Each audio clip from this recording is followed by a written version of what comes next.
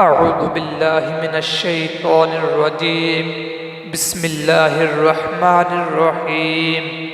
ومن يرغب عن ملة إبراهيم إلا من سفه نفسه ولقد اصطفيناه في الدنيا وإنه في الآخرة لمن الصالحين.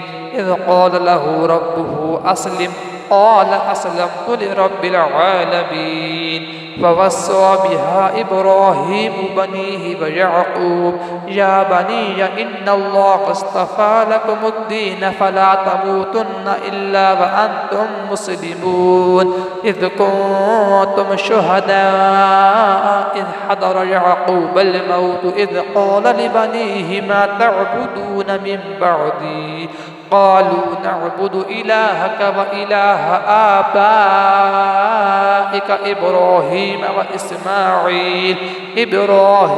وإسماعيل وإسحاق إلها واحدا ونحن له مسلمون.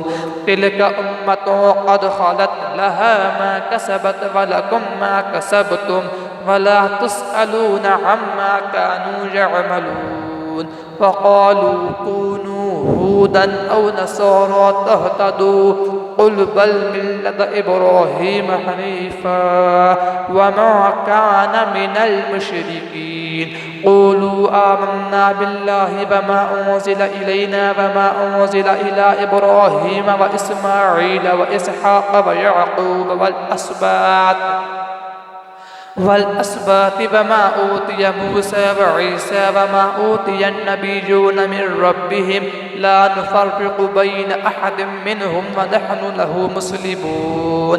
فإن آمنوا بمثل ما آمنتم به فقد اهتدوا وإن تولوا فإنما هم في شقاق فسيكفيكهم الله وهو السميع العليم. صبغة الله ومن أحسن من الله صبغة ونحن له عابدون.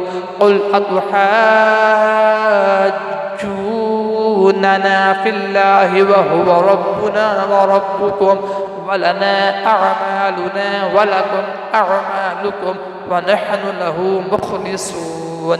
أم تقولون إن إبراهيم وإسماعيل وإسحاق ويعقوب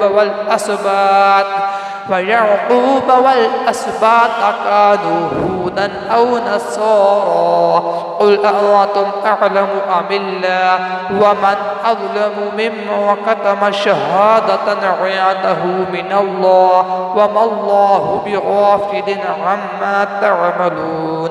تلك أمة قد خلت لها ما كسبت ولكم ما كسبتم ولا تسألون عما كانوا يعملون. صدق الله العظيم.